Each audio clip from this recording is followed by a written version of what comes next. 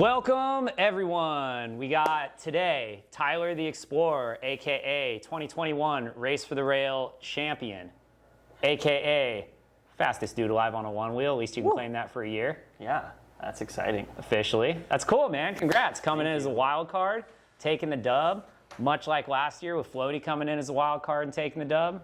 Voted in by the homies. That's the best part. That's tight, man. That's awesome. That's so cool. Trophy's pretty wild, too. Yeah, this thing got some weight on it for sure. Thor's hammer, dude. Yeah. Nah, we had a stand-in prop. Apparently, you can't really travel with that thing, right? It's so heavy. Yeah, you can't get that shipped anywhere. It's like solid aluminum on the top, so yeah, had to improvise here. There we go. So that's good enough. It's going to have to be a little bit of a stand-in, but we'll make it work. So anyway, we just wanted to sit down with Tyler. He's up for the weekend, coming to visit. We're going to shred a little bit. Going to surf some waves in the river a little bit. Going to have a good time. Yes. Maybe film a little bit. We'll see. But I figured we sit down and answer a couple questions with him. So Lige just hit us with a whole bunch of them. I haven't even seen these questions yet, so they may get weird. We'll find out. Hopefully we get a couple community questions here at the end, but let's fire it off, Tyler. So first things first, how you feeling, bud? You good? Yeah, feeling good. Yeah? Very excited for this. Excited on the win, honestly. So thankful for it, and just stoked to be here with you, Jeff, too. Cheers, bud. Cheers. Hell yeah.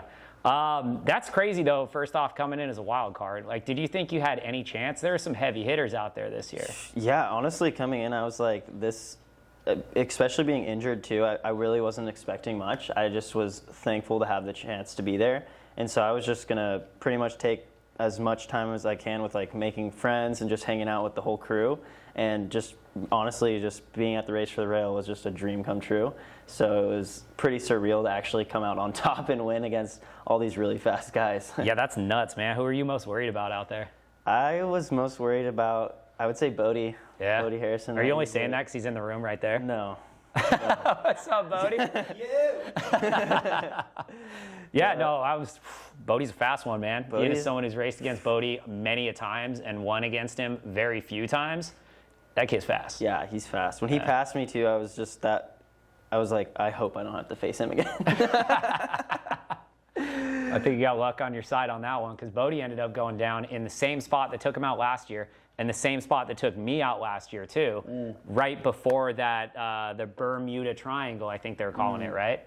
Yeah, there's this weird spot where you have to stay on the right, hit sort of this little skinny, it looks like a really wide fire road, right in the middle of, but you can't ride the whole road, right? Yep. Like you just have to stay on that skinny on the right. Yeah, on the right side. Yeah. And then there's like one dip out where you have to go to the middle for 1 second and then back up on, and I think that's where Bodie and Kyle both got clipped right there. Totally, that's the same spot that got me too. Because if you don't hit it quite right, it forces you left. Yeah. Yep, and then you get into the chunk, and it's like soft chunk too. So if you hit it, you're just and you're running done. out. You're sliding out if you're too much on edge, or if you're straight on, it's just bonking you right off. Yeah. So, yeah, way to navigate that one, man.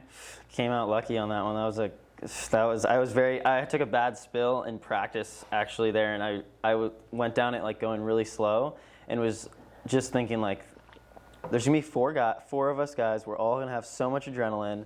Like when we get going down that hill and we're pushing faster than what we think we can be going, we're gonna be either falling or it's gonna look a little sketchy. So I was thinking, let's clean it up. I just want to have a clean line, not take any spills, and just hold my line and really stick to that. And it worked out good. Get off the buzzer beater too. As soon as I heard that, I was just blinders on going. Yeah, whole shot's pretty important in races like this for sure. Definitely. And I think we saw that with the Floaty and Tahoe Dave pile up, right? Because Dave didn't get the whole shot and ended up, I think, correct me if I'm wrong because I wasn't there, I was watching on TV, but it looked like Floaty fell just like right in front of him. Yeah. And Dave took him out, and it's just a absolute mess. And that was right at the top too. Yeah. How was the dust out there? I know dust has been a factor in a lot of races, but then again, you were way out front, so you don't even know. Yeah, I didn't know. Yeah. I got dusted when Bodie passed me. Yeah, that sounds about right. Hands behind his back, just. That was a crazy sight to see. That was a sick pass. I think that was probably pass of the race right there. Arms down, flowing through. That got me excited. I was like, I thought I was like, I'm in Race to the Rail for real now. This is going down. Yeah, hell yeah. You know, that was a cool moment to see Bodie just flying by. Never sure. seen anyone go that fast on a Onewheel. Yeah, speaking of speed, what kind of speeds are we talking about there? I got a text from Tahoe Dave that said he went, what was it, 30.2 miles an hour? 30.2. That's I was hitting 28.1, and I was feeling it on that. I was like, wow, I don't know if I can push much faster than that. Yeah, and that track is not smooth either. So No, 28.1 is nuts. I know out on the street, if I'm hitting like 24, 25, that's about fast. as fast, and that's on smooth. So yeah, 28 on gravel and with rocks. If you hit one rock going 28, going down, good luck running that out. Yeah, and not only that, but bone stock boards too, right? Yeah, and with a fresh tire that's never been heated up too, that's definitely like, I ride a lot of Vegas, and riding a Vega that just hasn't been heated up, it's like almost like a bouncy ball when it's hitting something tough. It's like, and the sidewalls are pretty sharp too, right? Because Yeah. they're not broken in. Because it takes like what, 600 miles to really break in a Vega. 500 to 600 miles exactly. It's like where you can start to get some round on those sidewalls and on those corners. I'd say that's like the perfect Vega, 500 to 600 miles. Then once you start getting into 800, you'll start seeing threads. So you don't get much good life on them. Yeah. They're here for a good time, not for a long time, right? Cool. All right. Well, let's start firing into the questions that Lige came up with here. Sweet. So, Tyler, what was your favorite moment from race day specifically? Race day, I would say the best moment was being on the top of just being in the final with Kyle Hansen, like looking over and being like, dude, we ride all the time. Like, do you want to give me this 10K or should I give you this 10K? It was kind of like, we're just two buddies and we get to go down this hill on these futuristic boards and have a chance to win $10,000.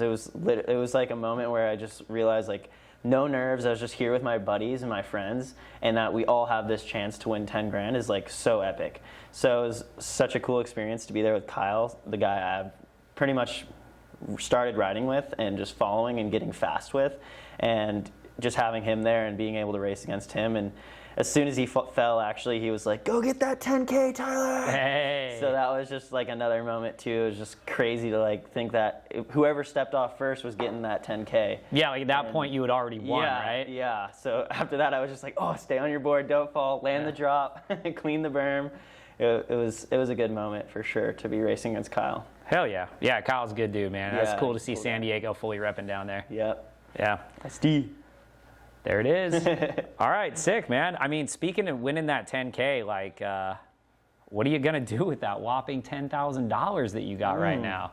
Well, it's probably more like 7 after taxes. Yeah. And you still got to get paid, right? Yep. So Still waiting on that check? Still waiting on that check. It'll come, probably. It'll pop up. Probably. Pop up. Maybe they'll just send you like 6 Onewheels. Hey, make cool. it 8. That'd be cool. 8 Onewheels? Would you trade 8 Onewheels for 10 grand? That'd be a good deal. Yeah. Yeah. But the question is, are they all 4212s? Or 4209s. Ooh. But what's more valuable nowadays? We got chips now. There's all sorts of crazy stuff going on.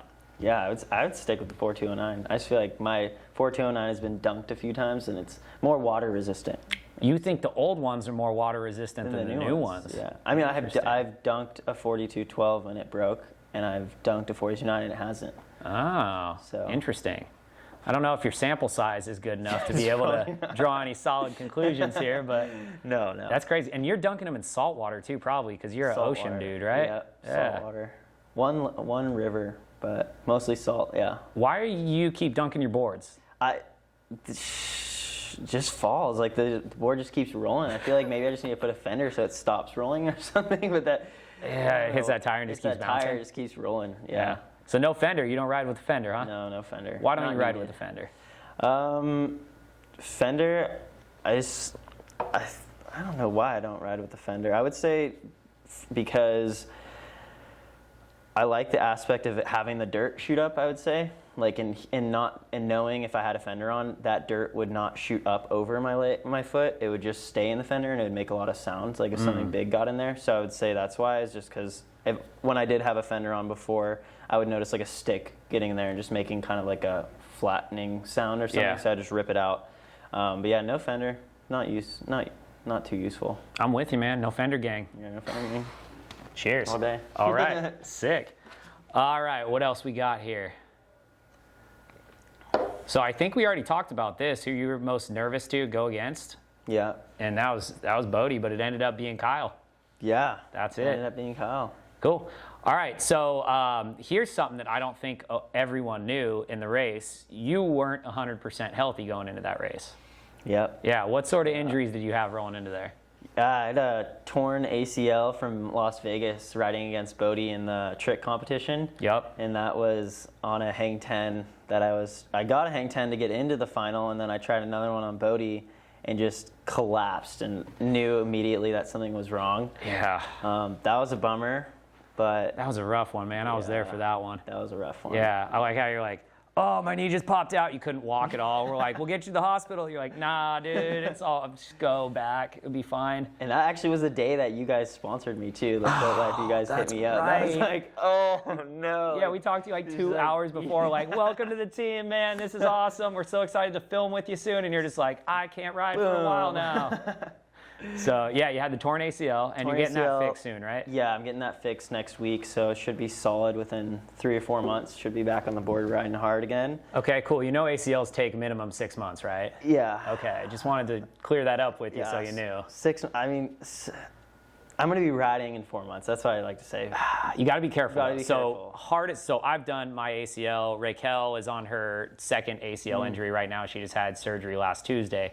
The hardest part about an ACL recovery is that you feel better in like 3 to 4 months. And you're like, oh, I could totally do it. It's all good. I feel way better. You're not better after 3 to 4 months. I need to tell you this. You have to at least go 6 months. Like 6 months if you do heavy rehab and like you heal fast. You're a young guy. You'll heal super fast. You'll be back in 6 months.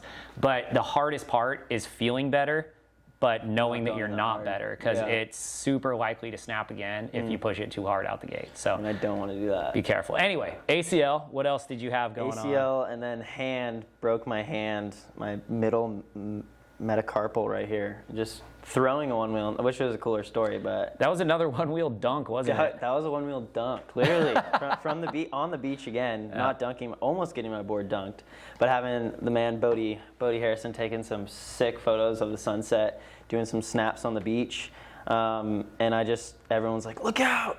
Big wave came, grabbed my board one-handed, and just threw it, and my hand went with the board, and I knew it was snapped immediately. Jesse was like, oh, let me see your hand.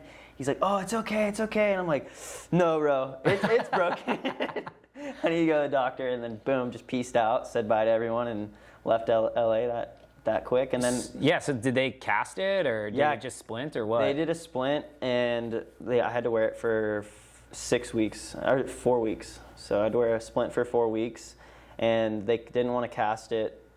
Just because, I don't know why they didn't want to cast it, but got the splint, rode with it the whole race, didn't fall in it at all, which was super good. Had just a pad over the top, so if I did, I would just be landing on a little shoulder pad. Yeah. So I was a little nervous to race with that. Also found out actually the next day that I was going to race for real after I broke it. So I broke my hand, and then woke up the next day and they're like, you're going to race for the rail? And I was like, yeah, great, with a cast on my hand. Oh, no. And so I was like, oh, flip, I hope I don't have to get surgery or anything. So thankfully I didn't have to get surgery, and I was able to race with my hand. So and the ACL. So I'm going to get fixed up and be back with a hand and an ACL for next year. So I'm going to be faster. You're going to be unstoppable next year. Yeah, I'm going to be solid. That's it. Yeah, I think that was probably the big difference for you in that race between all the races. Like, you just stayed on your board. It seemed like there was a lot of carnage this year, and a lot of people just crashing, rolling. I know Bodie went down, Austin went down, which was a big surprise because Austin doesn't fall. Yeah. And watching him fall, Floaty went down, Dave went down, then Kyle went down.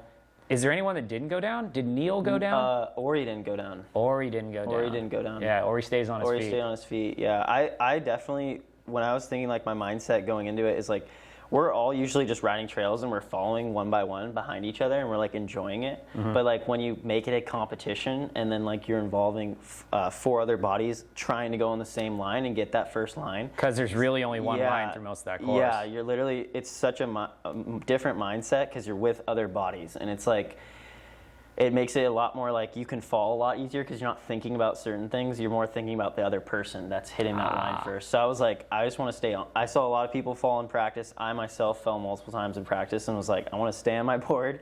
We're going really fast. We're going to probably be going faster if we're already in practice falling. Yep. We're going to be going faster, so there's going to be more injuries or more falls.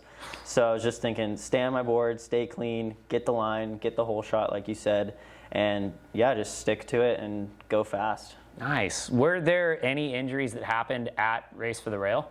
No injuries, actually. No one got injured, thankfully. That's good. Yeah, I know we were watching here at home. We were a little bit worried about Jesse because we saw Jesse fall, and then we didn't see him come across the finish line for a long time.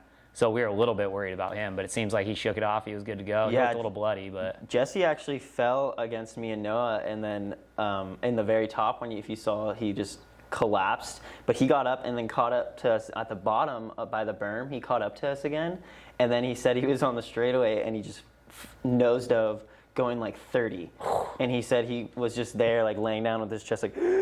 Oh, he knocked the wind out of himself. Knocked the wind out of himself for a good like 30 seconds or a minute. He was laying there, and he was just catching up to us though. I was like, he must have been right there. He must have been cooking.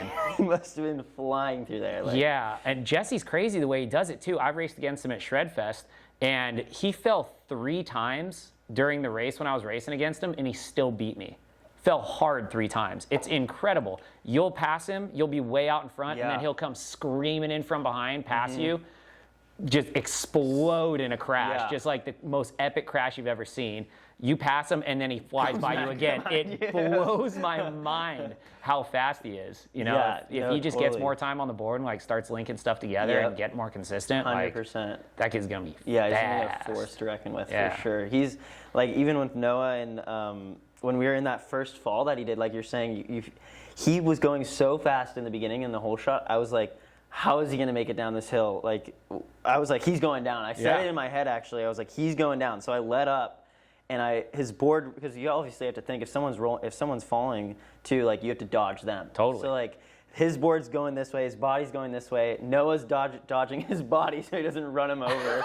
And I'm dodging his board that's just gunning down the hill. So it was like a super quick, like, knockoff. But then...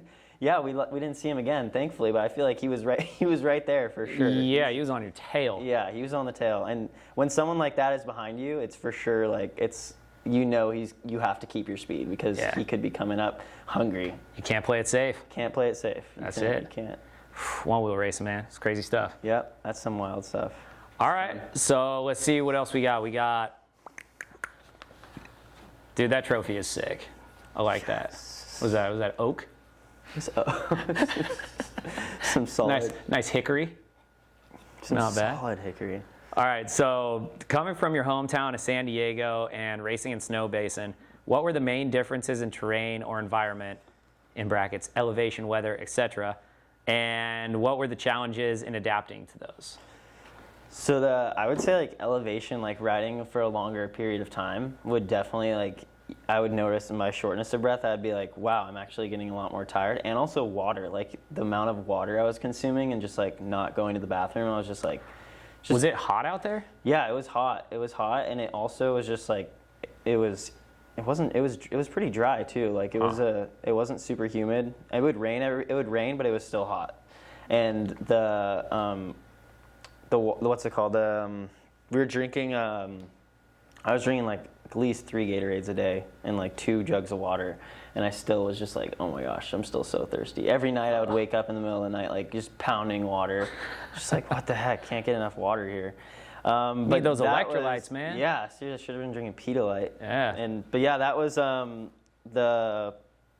I would say the height or the altitude, and then also riding just the stock, or what was the question again? Forgot. Oh, like what were the main differences in terrain from what you're used to? Terrain. So the terrain, there's a lot more. It's a lot. Well, not the course that we did specifically, but the squirrel run for the bracket.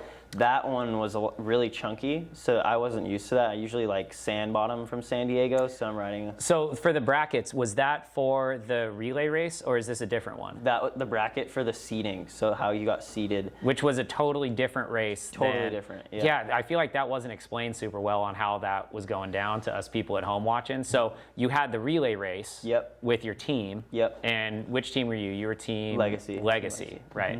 Mm-hmm. And then you were competing against Western, Central, and Eastern. Yep. And then you guys all had the relay race. What was the prize for winning the relay race? You got to keep your board. Hey, that's a pretty good prize. Yeah. Okay. Good board. But that had nothing to do with the other race. That was just like a fun side project to keep the boards? So there was that one. That was, and then your top score for the bracket, which was at Squirrel, that one run that we did, also was with the team.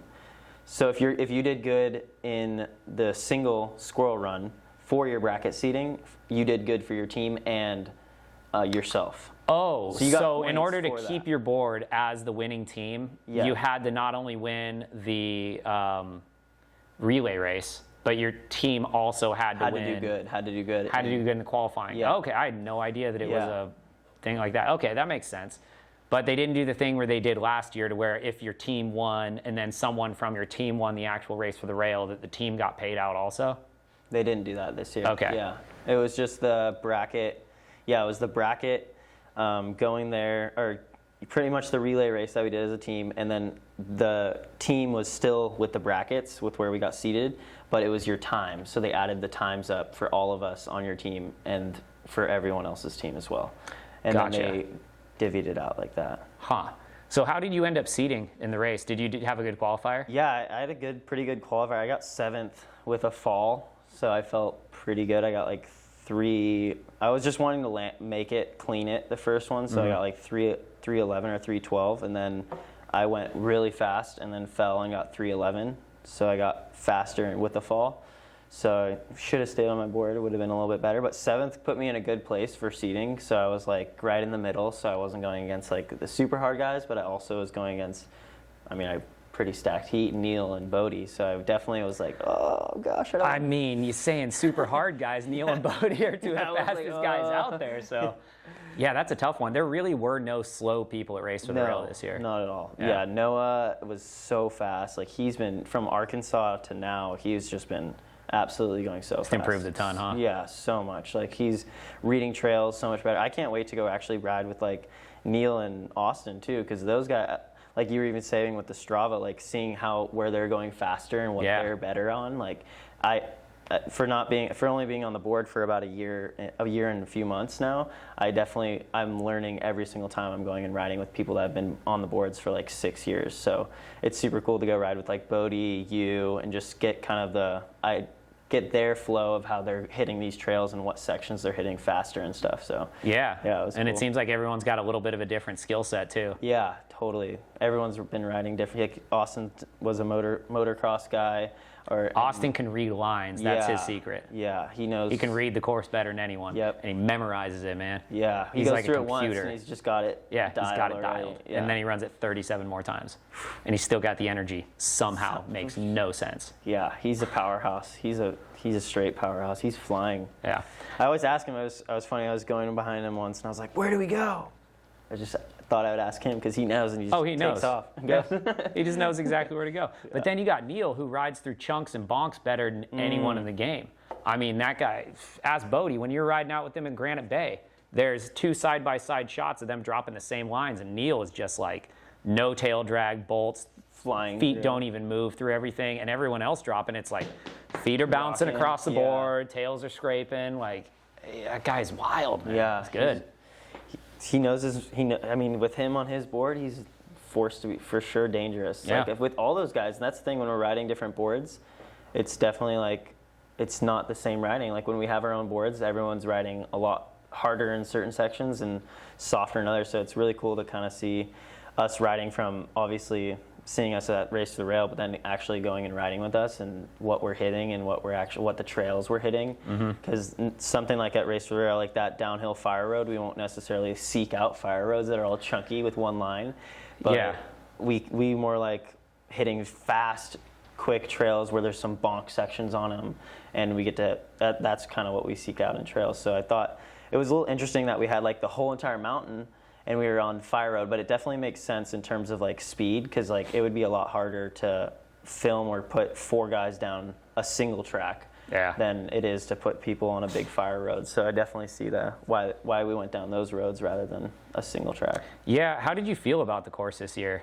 Because coming from someone sitting at home, it was kind of a bummer. It was the same exact course as last year, except for there was an added berm and a drop. But it makes sense as far as like infrastructure goes, and now they know where to put all the cameras, and basically Control C, Control V from last year. It's a lot easier than just having to build something from the ground up. But I mean, your ideal race course, what would that look like?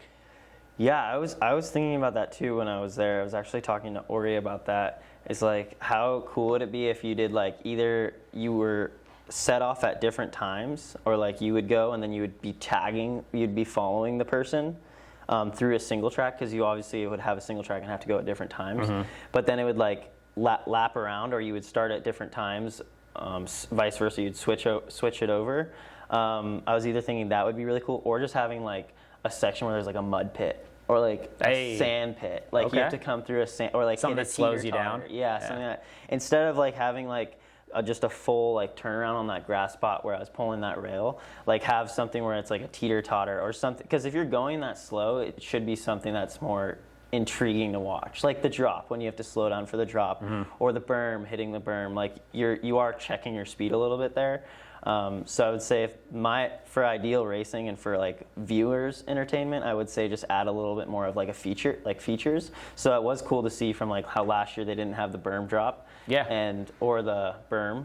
Or they did have the berm, but not as big as a berm. No, it wasn't a berm. It was just a gate that you had to go around. So you know that gate that Dom ran into? Yeah. They set that gate up, and then you had to like go around the gate, and so you had to almost stop in order to make the turn. And if you tried to go fast through it, you'd just slide right out in the loose gravel. So it was you have to slow all the way down. But it wasn't like a technical slowdown. It wasn't like I have to slow down and bonk something, or like slow down and switch around, or slow down to hit a teeter-totter or something. It was just basically almost stop, pivot your board, and then go type thing. So, but it was in the same location as where the berm was this year. Where the right berm was? Yeah. Right to left. So, did you see the course at Shredfest? Yeah. So the Shredfest course started out, it would go straight off the start line, and then you'd go into this like snake run chicane type thing, down the hill, into this super heavy switchback into wide open fire road for passing. And then you'd go all the way down that fire road to another big switchback, wide open fire road for passing, right? Then you'd go down further and you'd get into the techie section. There are bonks, skinnies, log rides, all sorts of fun stuff. And then wide open road for passing, right? And then down into the rock garden, chunky, big drop, wide open for passing. And then all the way into the finish, there was a teeter-totter into a wide open for passing finish, right? Yeah. Which it seems to me like the way to go is to have super tech fun sections that actually require a lot of skill besides just going fast on a board. Yeah. And then having open sections for passing as well, right? To where you can just go wide open. Yeah, it makes it like having that diversification of both of it definitely makes it like I would say a more even playing field. Because I mean, a lot of people are going down just bombing a hill. There's just way more, you can fall. We're pushing the board max speed. We're not really doing too much tech, so we're just like pressing on that on the pushback. And so really when you have the chances to pass and you have the narrow roads, it just makes it like I would say it makes it more fun for viewers and for racers, just because you have more opportunity to shred, and then you're getting back to where you can pass people. So if you are going really fast through the single sections and you see someone, you can catch up to them, or instead where if you're just on a single bombing the hill, someone's going to go down. Like it's almost like, I mean, both are really cool. Like you can see falls on both sides, but I mean, having the open course and having the narrow single track is definitely, I would say, the way to race, because it makes it a lot more interesting and a lot more fun for racers. I get it, man. It's like when we were at home watching it, the most exciting part that I was kind of bummed on the women's race they weren't really showing was the drop. Because they didn't have a camera on the drop for the women's race, which was like, that's the big feature. That was sweet. The drop was cool. You gotta have it. Yeah. The drop was cool, and it was sort of the deciding factor. Yep. It definitely was with a lot of the women's races. Yeah. They weren't lacing it sometimes. Sometimes it's like, do I risk it? Do I go for it? Because Zoe skipped it completely. Yeah, and it paid off. Yeah. It worked for her, right? So I know that was my favorite part, was the drop. So I think seeing more features, more technicality, more racing to where it's centered around who's the better all-around rider, who can hit the bonks, who can hit the log rides, who can hit the drops, and also go fast. Would be really cool to see, besides just who can go at the very top end straight down a hill. Pushing that pushback, It's like, what are the exciting snowboard races to watch? It's border cross, right? With like features and stuff like that. And like BMX races with the pump tracks, and there's features and flow to it. It's not just point it down the hill and see who can pedal the fastest, right? Exactly. Yeah, the drop, that's good. I feel like that's so true that you mentioned that. Is like, because when you have two people on the drop, like, if one person's going down, that's like that's huge. It's make or break. It's make or break. Yeah. And it's your board is in the air, so it's like it couldn't not engage. So just it does make a very, I would say, that factor of coming into that drop, you definitely are a little nervous if you're next to someone. Like even when I was with Noah, he was right behind me, and I was telling him, I was like, let's do this, bro. Yeah. Like me and you is gonna have one chance at 10K. And we were both on that berm drop, and I saw him in practice take it way faster than me. So I was like, so you were a little worried. I was a little worried, and I was like, okay, I don't want to, because I'm in front, I don't want to hit it too fast and then fall and have him pass me. But if you go too slow. If I go too slow, and then he just comes right past me. Yeah. So I was a little cautious on the drop, just making sure I laced it, because I knew I could possibly catch up if I was going slower on the drop than some people, through the little chunk that is out in the bottom, because I like that. There's a lot of wood chips at the bottom, and I feel like there was a lot of people sliding out there too. Oh, it was a little slushy at the bottom. Yeah, a little slushy. So that was, I was also thinking there someone could give it too much and have a little slip up. And even in the grass, even if you're in the grass and you kind of are pushing too much, or you hit a little gopher hole or something like that. You're really going to trigger my PTSD on Race for the Rail? What was that, 2018 or something? On that one? I was thinking that too. Like, what if you came through the finish line? Because they were saying you had to come through the finish line with your board. Yeah. So I was like, what if you came over and just boom, just right there fell and someone passed you? Dude, I thought Dom was going to pull one of those. Did you see Dom catching up with the full nose drag down the straightaway? That was wild. That was pretty wild. That was wild. Yeah. Just locked in. Just fully locked. Yeah. Just going for it. And that's not smooth concrete right there. It's pavers. Yeah, that was like bricks. Yeah. I couldn't believe he was sending that through there. And when he came through the finish line too, his board literally, as soon as he went back, you could just see the thing like tailing off in the grass. I was like, yeah, he was cooking. Yeah, he was cooking. He was going like 30. Yeah, and he's a bigger guy too. He's like 160, 180. I mean, he's somewhere in between there. Yeah. I know he's tall. Dom grew like a weed the last few years. It's crazy. I'd see him like once or twice a year, and every time I see him, he's got like another 4 inches on him. He's a big dude. Yeah, and he's pushing that board hard. I mean, someone like me, I'm 145, or Jesse like 130, 135. I mean, when we're pushing, if I get over 28, I definitely am feeling really close to a nosedive. So having any more weight on that board, I would say you just have to kind of, it's your awareness of the board. Like Bodie, he was even telling me when he did that pass on me, he was first saying is like aerodynamic. He was like, keep your body like really slender, and just lean those hips over the front so your whole body's not over, because then if your weight is over the front, it's just going to dip a lot more. Well, if it's just your hip, you'll kind of feel it sinking. You can throw your hip back a little bit. Throw your hip back, and he was explaining that to me. That's how he was passing me, and I was like, that's genius, because it's so true. You're aerodynamic and your weight is kind of set back but still in the front. So it was like that's a really good way to ride, and I definitely see in the future more people having a little bit more of a style and standing straight up, or pretty much arms to the side, where a lot of us are like this. Yeah.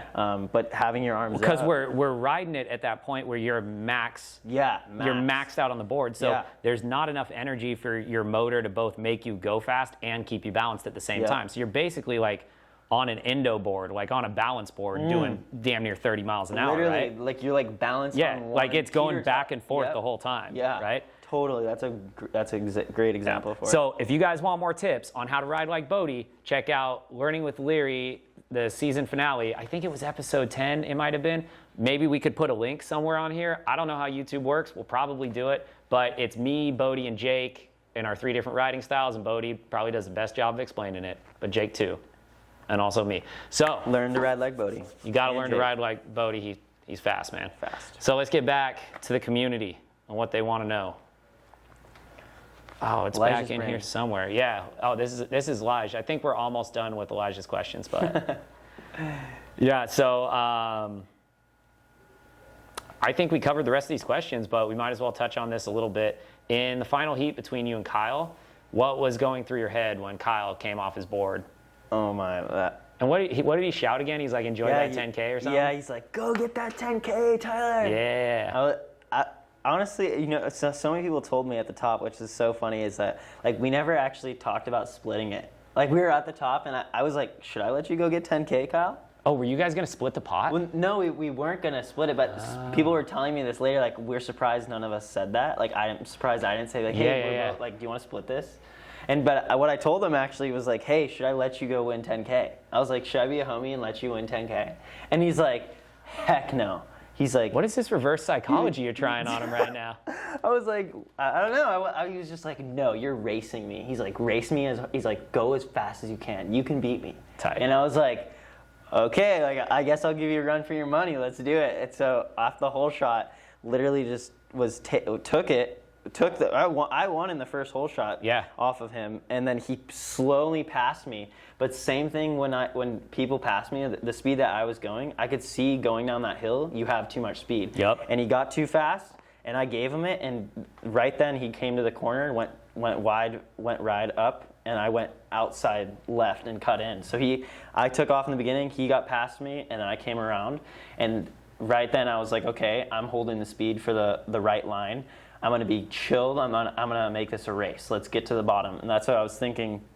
And then right as he stepped off his board through that section, because I was like, we could come off at any time. And right when he came off that section, it wasn't like a relief. I was kind of bummed at the same time. I was like, oh no, he fell. Like I wanted to look back and be like, are you okay?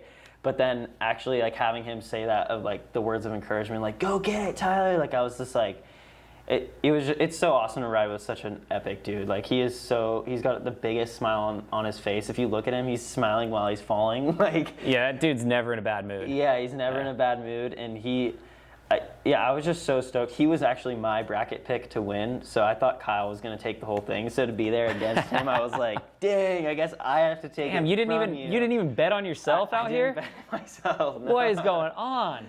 Hey, that's probably why I won. Good luck. I guess so. Kyle did put himself first, so there you go. I put myself second. So I was me and Kyle in the final, and Kyle won. It could have gone either way. It was a coin flip at that point. Yeah, it really was. And I honestly was like, hey, if I get that first, I know if Kyle got that front line, he would be going a lot faster down that hill. But heck, if he would have been going too fast, he could have fallen even then. True. So I feel like it really is just when you're in a competition like that to just be calm and collective and just know like anything can happen. Like if you fall off your board, get back on that board as fast as you can, because the guy down the line still thinks you're coming for him. That's and true. That can make him nervous. So like knowing that, and then if you're checking behind you, I always know this too. Like when I start looking behind me, I'm like questioning what I'm doing kind of thing. So it's like when you have those blinders on, you're focused on getting down the hill. Even if you fall and you're going fast, good things are coming your way, I feel like, no matter what. And no matter the outcome, we're always racing against like straight homies. So it's like,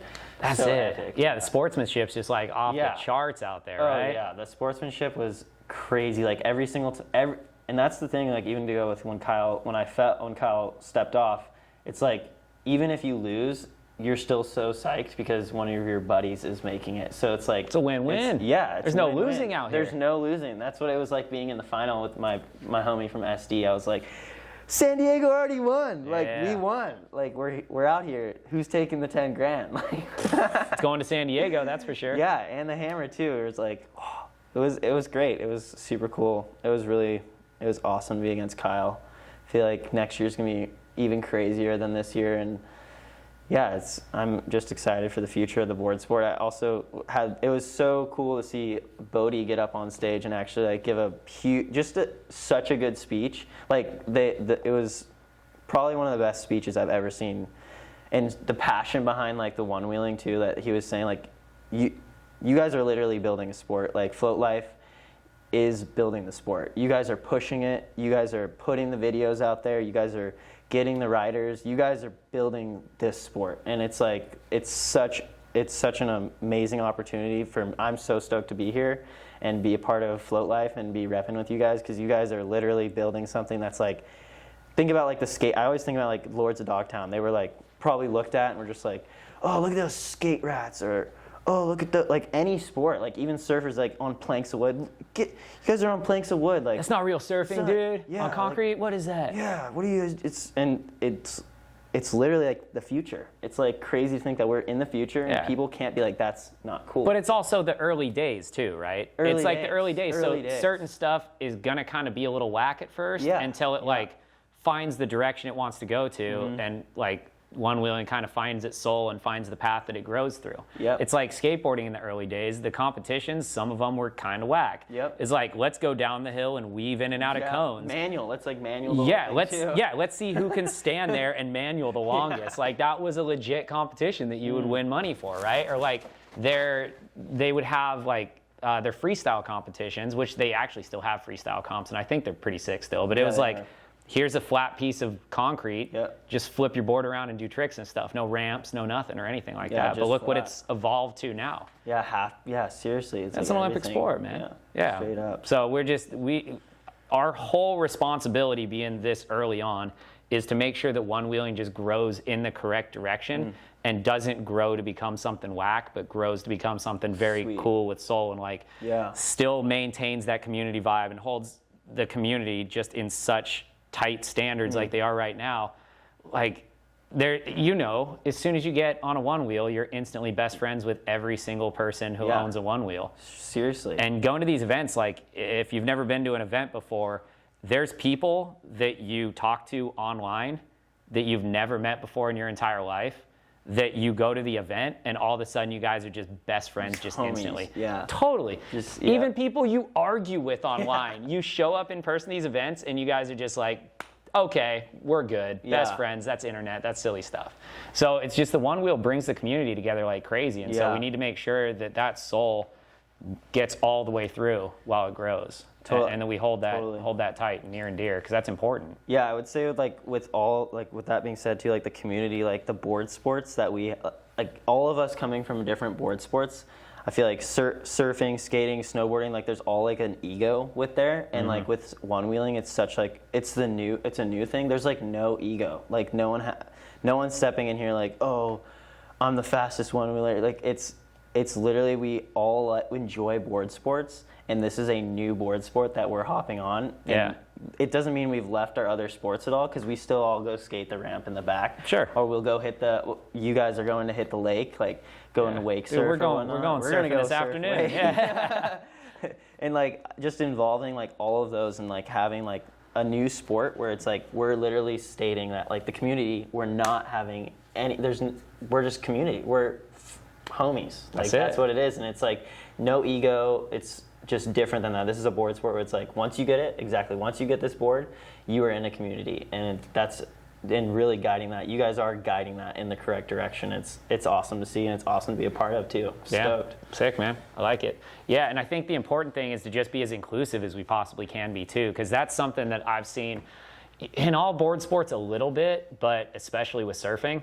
Because surfing's so localized and like local pride, like this is my beach. Get out of here, you know? It's not super welcoming of people that are new to the sport at all.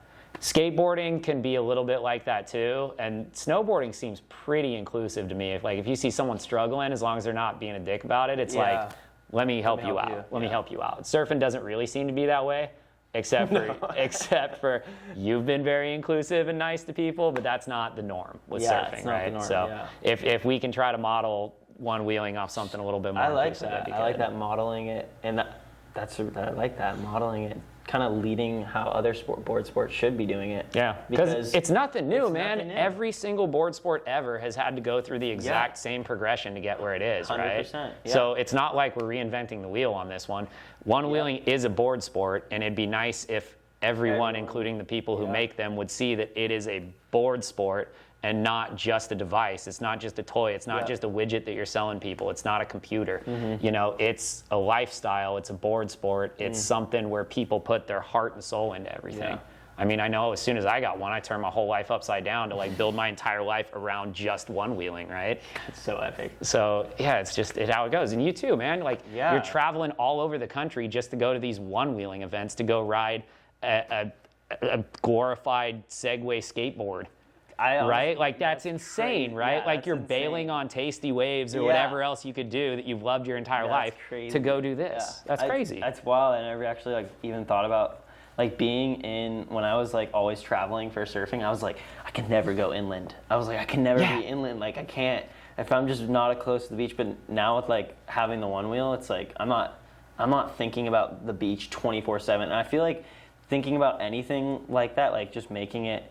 It's not that healthy. Like if I need Yeah. the beach to do that, like I need to be able to go anywhere and be happy and have fun. And like with a one wheel or with there's so many things that like that allow people to do that. Like I can't take my surfboard everywhere. The waves aren't always good all the time. The True. skate parks, sometimes it'll be too hot to skate outside.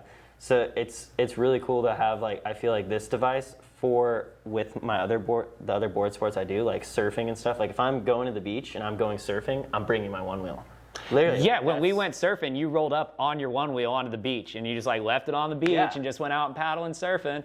That's like the best. I feel like Yeah. that's the coolest thing, the coolest way to get around. Like if you have your board on your feet and your board in your hand of what you're going to do.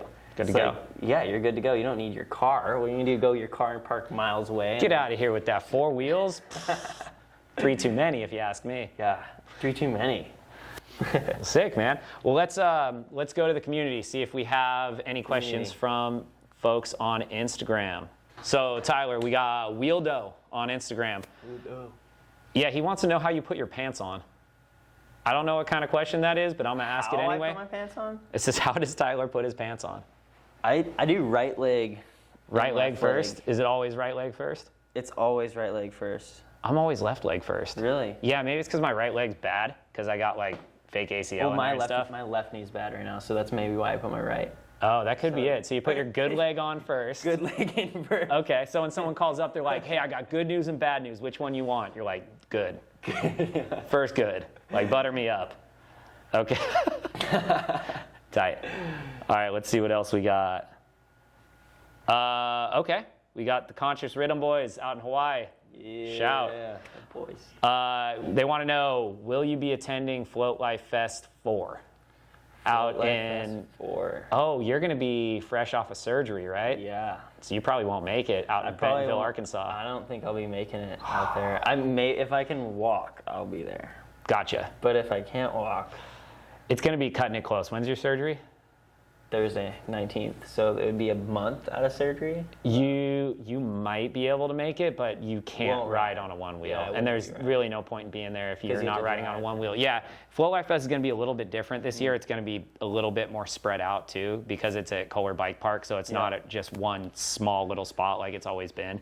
A little more spread out, more trails, way more people. It's going to be a super fun time, but I think you might have to miss it this year. I think I might have to miss it. Well, I appreciate you not going so that you can leave some of the competitions for us to win. Yeah, I'll leave it for you Super guys. appreciate You guys can go that. Crush it. I'll be there at Seek and Shred though. November. Seek and Shred. Seems more of like the time I will be more healed. That's right. That event's going to be super fun. We're going out on a couple weekends here to go check the spot out, go start some pre-planning stuff, and it's going to be a wild one. New spot? New spot. Ooh, Yeah, up that's north a little bit, up in like Humboldt, Mendocino area, kind of around there. So yeah, that one's going to be super sick. More details coming soon. Okay, they also have a couple more questions for you. Cool. How heavy is the hammer? I'd say at least 60 pounds. You think it's 60 pounds?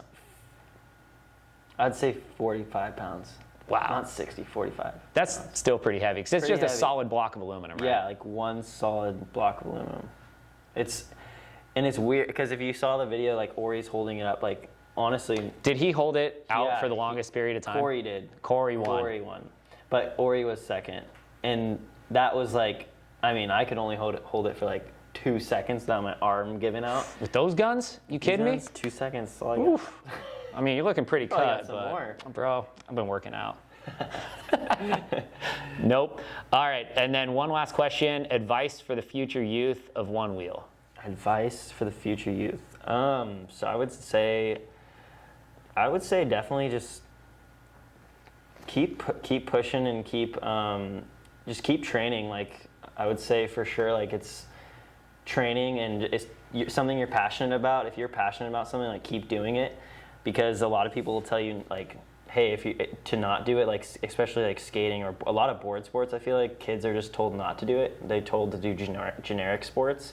But I would say if you have a passion for it, like keep at it and keep doing it, and just anything that you have a passion to do it with your full heart. And that's kind of how anything I'm doing, I do the same thing. If you don't do it with your full heart, then you shouldn't be doing it. Boom. So don't half-ass it. Don't half-ass it. Full ass it. All right, we got Les Carroll coming from Texas asking the question, which one of the Infinity Stones did you hide in your cast during the big race? Ooh. Which Infinity Stone? I did pick up a stone when I fell in practice. Okay. And I could call that my Infinity Stone, but... Like it got lodged in your cast, or you just picked it up and pocketed it? It got lodged in my cast. So you had a rock stuck in your cast the whole time? in my cast, and I pulled it out and put it in my pocket. In practice, and I had it the whole race. He cheated with the lucky stone? Oh, can't believe it. How dare you. It's come out now. It's come out. And after I fell, I went down that one section where Kyle fell and Bodie fell probably like 10 times, going like 5 miles per hour. I was like, what rock am I not? I don't want to hit that one. I don't want to hit this one. So after I fell and grabbed that stone, I was like, go through that section at least 10 times because you don't want to face plant again. And I face planted hard on there. I was like, it was not fun. But like 20 people saw me too. That all these hikers saw me and they were like coming up to me. I was like, oh, are you okay? You're okay, like, I'm good. Okay. Practicing.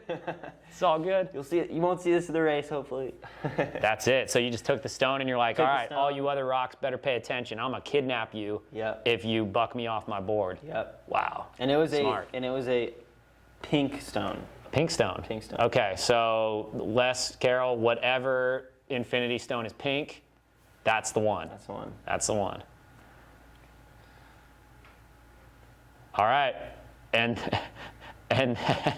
the last question we have is from Mr. Flying Hawaiian himself, 808. Jesse. Psyching! How many terp slurps did it take to win Race for the Rail? Dang. I've never even heard terp slurps before, but I'm going to start using that.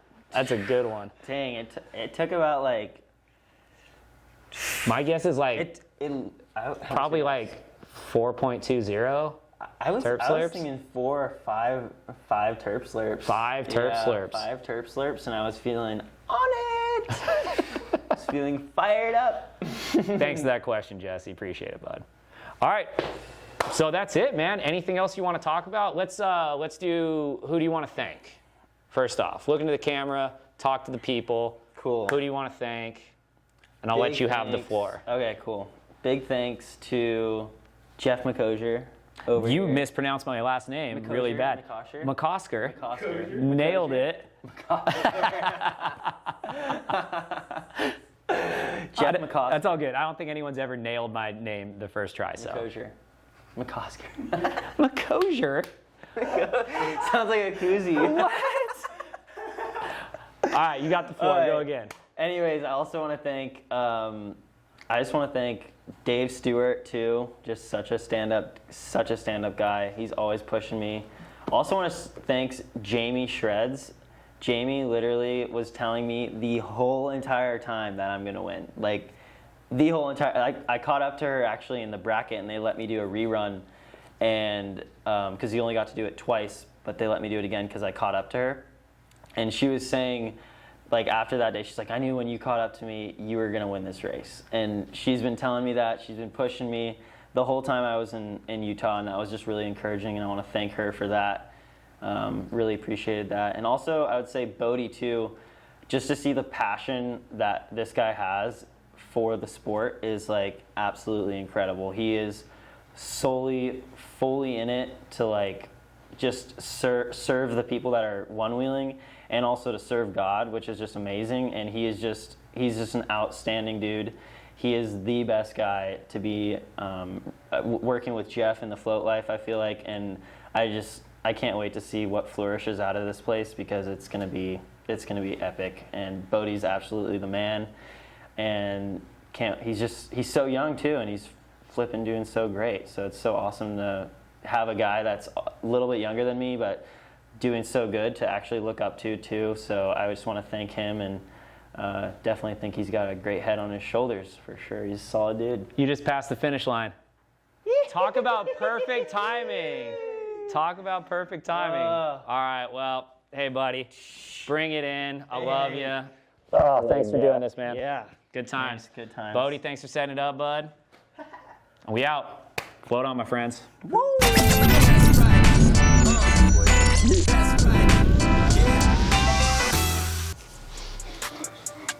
What's up, guys? Hope you enjoyed that interview.